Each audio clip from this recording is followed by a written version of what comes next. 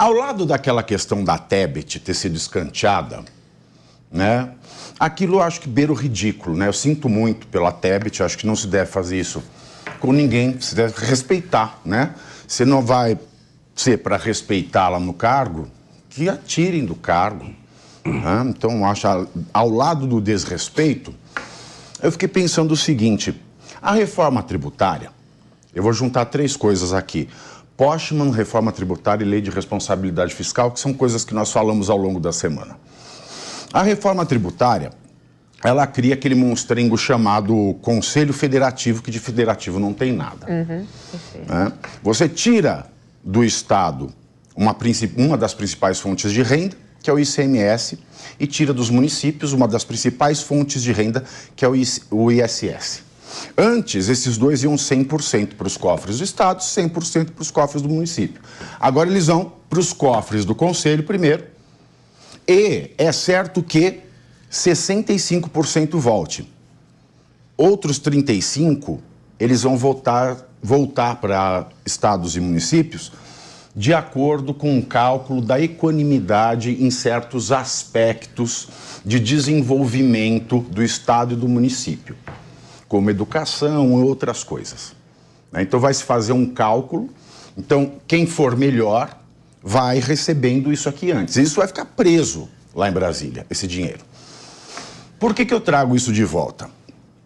Porque isso vai começar a entrar em vigor em 2026, que é ano da eleição de presidente e governador. Senador, deputado estadual e deputado federal. Em 2027, tem um plano que o Haddad soltou ontem, que é mudar a lei de responsabilidade fiscal. Ou anteontem, aliás, ele soltou esta ideia. O que ele quer incrementar na lei de responsabilidade fiscal? Ele quer incrementar aqui governadores e prefeitos, e não presidente, hein? Prestem atenção. Governadores e prefeitos só podem receber repasse de verbas, e eu me imagino se também de emendas via parlamento, quando eles terminam um ano tendo pago todas as contas. O que no Brasil é um sonho, uma quimera. E aí vem o Márcio Postman, que é o esquerda chapéu de alumínio, não é? Que vai entrar no IBGE. Ele vai entrar no IBGE e pode ser que ele faça o que ele fez já no IPEA, né? Trocando quadros técnicos por quadros malucos belezas. Por que eu digo isso? Eu faço essas três junções. Olha que plano maligno, e eu quero saber se eu estou sonhando, ou se eu estou paranoico, ou se eu tenho um pouquinho de razão. 35% do dinheiro dos estados e dos municípios vão ficar a depender de fatores sociais que serão medidos pelo IPEA e pelo IBGE. Perfeito. E quando a gente muda a tecnicidade e põe a militância, isso pode ser que não vá para prefeitos e municípios que não se dão bem com o Planalto. E mais, se essa regra que o Haddad quer propor para a lei de responsabilidade fiscal passa, esses governadores e prefeitos vão ficar eternamente descumpridores da lei, poderão perder os seus mandatos ou eles serão obrigados a ter um pacto mefistofélico, né, de vender a alma para o Palácio do Planalto. Eu linkei esses três assuntos ontem à noite, quando eu deitei, e eu fiquei espantado e queria começar ouvindo a sua opinião sobre isso. Eu me fiz claro nessa explicação. Perfeitamente. Então, eu queria retomar, porque eu achei isso de uma seriedade. Sim, com certeza. É algo muito profundo, porque esse é um desenho para uma autocracia, ou eu estou enganado? Autocracia, para quem não sabe, é a ausência de democracia. Perfeito. Bom, uma boa tarde, Pavinato, uma boa tarde aos colegas da mesa, uma boa tarde também a toda a audiência da Jovem Pan. Você desenhou praticamente o cenário que está sendo colocado no Brasil atualmente, não é? E o cenário futuro, Pavinato. Eu concordo com todos os itens que você falou e eu acredito que eles estão muito bem colocados de uma forma séria e objetiva. Tá? Não tem nada de elucubração que não... Também não estou dizendo que isso vai acontecer, mas, o cenário está favorável para isso. São elementos que levam a essas conclusões, porque quando a gente coloca aqui, quando você fala do IBGE, o IBGE, gente, ele é importante porque os dados que são produzidos no IBGE, eles basicamente orientam a implementação de políticas públicas, porque ao desenhar e ao definir as políticas públicas que vão ser colocadas no nosso país, nós precisamos, obviamente, se for uma análise séria, verificar as condições sociais, os indicadores, para poder entender e poder tomar as decisões mais adequadas. No entanto, quando nós temos uma pessoa que vão colocar no IBGE, que não se coloca adequadamente como um técnico, aí nós temos a possibilidade já de não ter uma instituição que vá agir, que vá direcionar adequadamente, claro, com os pressupostos técnicos que são necessários para conseguir informar não só a população, mas ao governo qual é a situação básica social do país, social, econômica, enfim, com todos os indicadores. Aí o Pavinato ele trouxe, bom, se esses 35% vão ser definidos a partir de critérios, de critérios sociais, e esses dados são interpretados a partir das pesquisas do IBGE, então, a partir disso, nós temos um cenário que sem dúvida nenhuma, eu diria...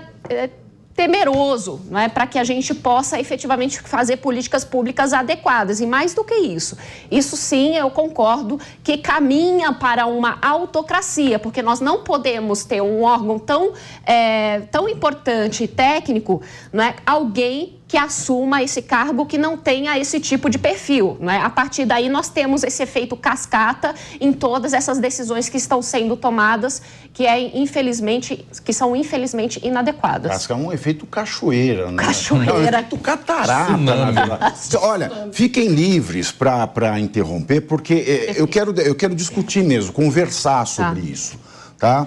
E, além do mais, Paulo Nicoli, a gente tem a questão desta luta, nessa cruzada que o governo está fazendo contra a desinformação. Não é? A cruzada, é claro, só quando não interessa ao governo, porque ele mesmo é fonte de muita desinformação.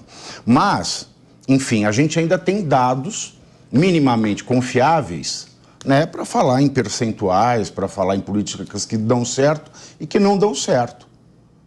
Isso também pode ser um instrumento nessa cruzada para perseguir aqueles que dizem, como aconteceu na Argentina, não, esses dados estão errados.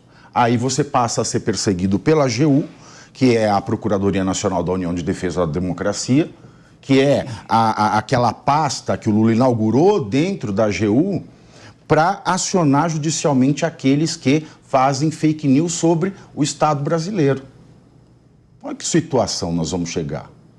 Sim, primeiro, boa tarde, Pavinato. Boa tarde. Boa tarde, Dani, professor Suano, Diego, a todos os telespectadores. Bom, há uma tentativa do governo Lula, de centralizar o poder, Tanto é que a escolha do Postman, foi uma escolha pessoal. A própria Simone Tebet foi por essa direção, indicando para a gente que acabou acatando a decisão do governo, Claro que um órgão tão importante como o IBGE, que é um órgão, inclusive, que exporta sua metodologia para outros países, que queiram fazer censo, dados demográficos e tudo mais, mas, querendo ou não, sempre é de bom tom colocar técnicos profissionais de carreira dentro dessa instituição e não a bel prazer de vontades políticas, Mas, ainda assim, eu acredito que os profissionais que trabalham no IBGE dificilmente vão permitir, enfim, modificações de dados de acordo com interesses políticos, Eu já tive a oportunidade de conhecer vários professores que trabalham, foram meus colegas também, mas trabalham no IBGE, mas existe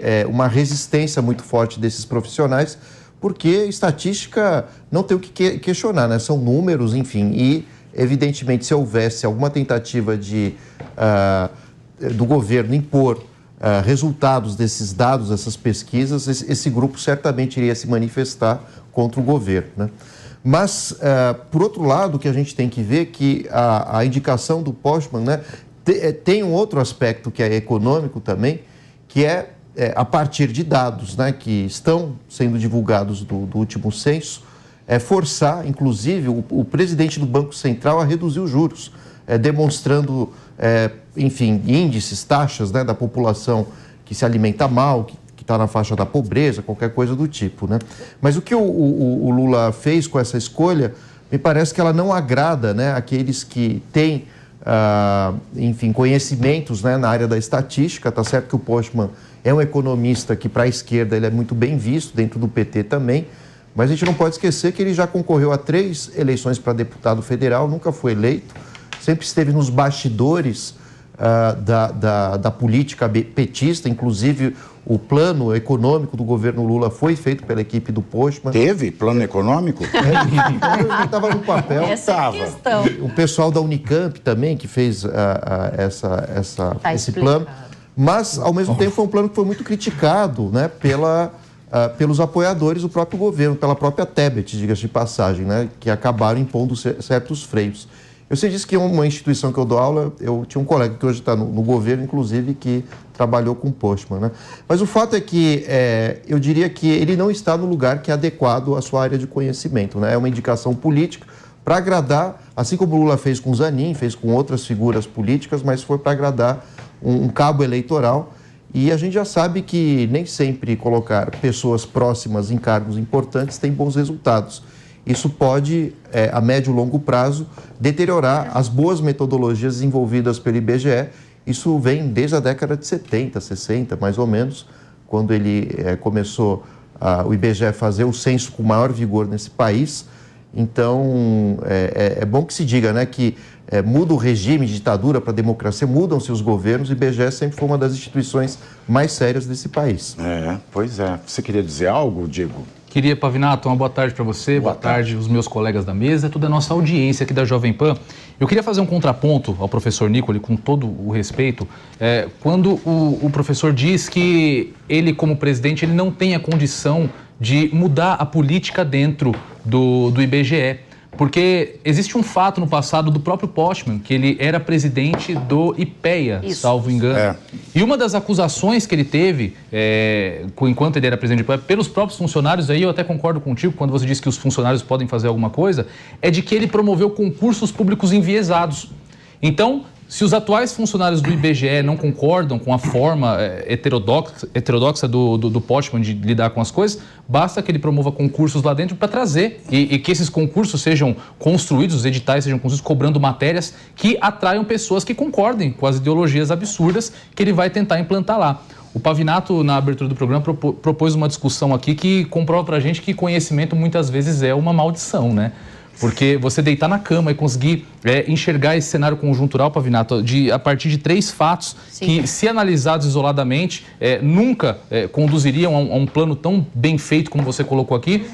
Isso é coisa que se discute, não é nem nos gabinetes, são nos porões da política brasileira. É assim que se constroem os planos para que, de fato, se corrompa a democracia e se tome cada vez mais poder. Está muito claro e faz muito sentido que, realmente, a análise conjuntural de tudo que o Pavi colocou aqui no sentido de, como o professor também disse aqui, centralizar o poder, centralizar o orçamento e ter na mão todos os outros entes públicos. E, através dessa forma de centralização do poder, você conseguir corromper a nossa democracia, se perpetuar no poder. Porque quando você tem essa concentração de orçamento, você consegue pautar o desempenho das prefeituras, o desempenho do governo do estado. E a partir desse desempenho, só serão eleitos aqueles candidatos que concordarem com as políticas do governo federal. Então, realmente é um plano muito bem traçado e que é muito bem traçado justamente por envolver questões muito afastadas, reforma tributária, lei de responsabilidade fiscal e a própria carga ideológica que vai para o IBGE com o Postman como presidente. Professor Marcelo Suano, nasce uma nova Venezuela? Ou desponta, pelo menos? Pode ser pior, mas inicialmente, uma boa tarde a ti, Pavinato, uma boa tarde ao Nicoli, ao Diego, a Daniela, essa produção maravilhosa pela qual eu sou tão apaixonado. Continuo? Pela qual eu sou tão apaixonado aqui da Jovem Pan. para esse público maravilhoso que nos acompanha, para 2 artistas em especial, o Castrinho, que manda um abraço sempre outro grande abraço a esse grande E ele artista. é teu fã. E para um artista daqui da casa, o Eberley conseguiu fazer uma cirurgia plástica no meu nariz hoje. Muito obrigada, um abraço pela tua arte. Aí, continuando, eu vou ser bem direto, com 2 frases de efeito, 2 expressões de efeito, na realidade. A primeira delas, se sabe que os paranoicos são menos felizes que os não paranoicos, mas também é público e notório que eles vivem mais. É interessante que quando você construiu esse cenário, fez essa análise, algumas pessoas poderiam dizer que isso é uma teoria da conspiração. Não, não é uma teoria da conspiração, não. É assim que pensa o estrategista. O estrategista, ele constrói cenários, observa os elementos e, a partir daí, ele faz análises prospectivas para entender futuros possíveis. Talvez você possa viver a maldição do profeta. O que é a maldição do profeta? Aquele que faz a construção de um cenário negativo e ele é sempre o cara que perde. Por qual razão? Porque se ele errar, todos dizem que ele é um incompetente, mas às vezes ele errou porque as pessoas seguiram seus conselhos. Agora, se ele acertar, todos perdem, inclusive ele. De repente, você é um gênio que está construindo um cenário porque você desenhou um planejamento estratégico. Pode ser apenas uma elucubração, mas me parece um planejamento estratégico muito bem feito. Olha que coisa curiosa, quando a gente estava falando do IBGE, as pessoas têm o hábito de achar que esses institutos, essas entidades, essas instituições não servem para nada. Ela é essencial porque ela é que traz os parâmetros objetivos para se fazer políticas públicas. Sim. Ou para se desenvolver estratégias. É possível burlar, com todo respeito, o Nicolas elegante, educado, brilhante, genial e culto. Mas eles podem sim interferir. Como o Diego trouxe, é fundamental o que o Diego falou, em que ele disse assim, houve acusações, eu não sei se confirmaram, acho que foram confirmadas, de que não apenas ele fez uma interferência, como ele pediu o afastamento de todos aqueles que não seguiam a linha partidária. É um direito dele, como político, buscar aqueles que lhe são mais favoráveis. Mas ele não pode, como um técnico, ocupando um quadro técnico, um quadro de Estado, ser ideológico e não buscar os elementos técnicos para a construção de cenários. Veja, o que nós temos, infelizmente, eu sou obrigado a concordar com a tua análise. Por que infelizmente? Porque você está fazendo uma construção de cenário que é uma profecia pessimista. É muito fácil fazer construção de cenário e profecia olhando só o lado bom da vida. Mas quando você descobre as falhas estruturais ou as más intenções e você constrói esse quadro, é trágico para toda a nossa sociedade. O que fica claro para todos nós? Olha, você falou do Postman, da responsabilidade fiscal, da reforma tributária.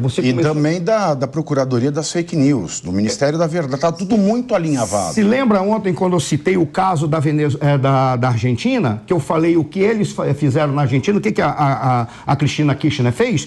Primeiro, ela tentou comprar todos os meios de informação. Quando ela viu que ela não conseguiu dobrar o Clarim, que era poderosíssimo, ela veio com a tal da lei de meios, que é a democratização da informação. Então, quem é muito grande não pode ser muito grande. Quebra e não permite que vá além de determinado local, porque assim ela pode ir por partes e comprando ou destruindo, impedindo que haja uma contraposição.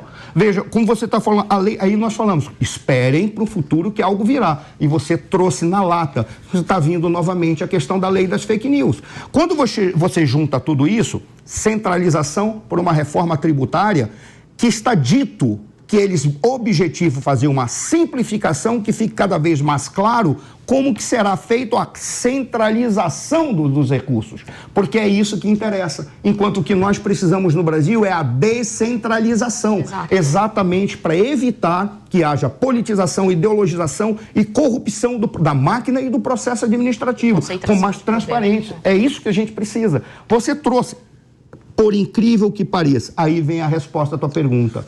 Nós estamos vivendo com a Venezuela, eu diria, nós podemos chegar a uma situação pior do que a Venezuela. Por qual razão? Porque quando você tem um Estado com a dimensão do Brasil, isso só é garantido por intermédio de uma centralização do poder e da força, com um autoritarismo que pode ir muito além daquilo da Venezuela. Senão você não consegue segurar um território tão grande quanto esse. Qual foi a grandeza de Sua Majestade Imperial Dom Pedro I, quando ele centralizou, porque ele sabia que o Brasil poderia se fragmentar. Se eles não usarem da violência, por toda a centralização e quebrando o país como um todo, nós teremos uma fragmentação. Isso seria pior do que no caso da Venezuela. Imagine um país como esse se fragmentando diante de uma desordem do caos. Eu estou sendo catastrófico? Sou, mas a catástrofe vem aí, esse cenário de catástrofe vem aí como uma espécie de tentativa de cair na maldição do profeta. Ouçam o que está sendo apresentado, não por mim, mas por todos os analistas que querem o melhor para o país e não diz respeito à democracia. E essa aproximação com a China, né? Essas vindas de oficiais chineses para cá, compras de tecnologias de espionagem chinesas, porque você não precisa hoje usar tanque e arma para evitar que o país ele se cinda. Você usa uma tecnologia que um país maior que o nosso já usa. Cujos sites lá estão dizendo que o nosso exército é o pior exército do mundo. Estão espalhando isso lá. Pois é, pois é. Todo respeito. As primeiras iniciativas, não é, no sentido autoritário, sempre aparelhar primeiro as instituições relacionadas à estatística de um país, não é? Porque se você não tem ainda como manipular esses dados, não é? Esse é um primeiro passo que é extremamente importante nesse sentido, desse planejamento, não é? Eu espero que a gente não esteja correto nesse tipo de análise, mas quando a gente para verificar todos esses itens que estão sendo apresentados, porque são fatos concretos, isso, claro, que levanta grandes preocupações. E você sabe que no meio, né, LGBTQIAP+, aquele monte de letra, a maioria é meio que refém da militância. Então, eles defendem tudo que esse governo faz. Inclusive, a vinda do tio lá do Chacal, do Maduro, que vem agora para uma cúpula do meio ambiente, o próprio Maduro, o regime na Venezuela. Muita gente defende isso. Por quê? Porque a militância, ela defende o presidente o defende. Né? Da mesma maneira que sempre se usou camiseta do Che Guevara. E eu falo assim, a gente está num cenário de autocracia, eu acho que esse público da diversidade devia ser o primeiro a abrir os olhos. Com certeza. Porque, veja, eu estava no táxi vindo para cá, eu vi uma notícia no portal G1. Né? Na Venezuela, 30 homens LGBTQIA+, são presos porque estavam em uma sauna gay. Segundo uma ONG, eles foram acusados de ultraje ao pudor porque estavam em uma sauna gay. E aí? Esse é um modelo que a gente aplaude? Né? No Brasil, dos 4 anos do Bolsonaro, não houve ordem para prender, fechar sauna. Aí todo mundo ficou falando, no governo... Nossa, passaram esses 4 anos, eu que sou gay, agora estou tão aliviado. O medo passou, o terror passou. Gente, pelo amor de Deus... A que ponto chega a lavagem cerebral nesse povo? Lavagem cerebral. É isso mesmo. Ô Pavi, nós conversávamos um pouco antes do programa sobre movimentos políticos que não são mais um culto a uma ideia, são um culto a uma pessoa. E vai muito de encontro a isso que você está dizendo. Não importa o que o Lula diga, importa é que é o Lula. E ele tem que ser seguido, ele tem que ser obedecido, independentemente do que ele diga. Veja só, o Lula, ele, como nós noticiamos aqui durante as últimas semanas, é frequente a gente ver isso quando ele fala alguma coisa homofóbica, transfóbica, racista, ele está isento de críticas. E realmente, essa militância mais ideológica, ela só vai se dar conta daquilo que ela está alimentando o dia que esse monstro vier para devorá-la, como acontece na Venezuela, como está noticiando, como nós temos na ditadura de Daniel Ortega, em que cristãos são perseguidos, em que homossexuais são perseguidos. Então, essa ideia de se cultuar uma pessoa permite dar muita liberdade para uma liderança como Lula transitar entre valores ideológicos livremente, porque ele tem essa liberdade pela própria militância.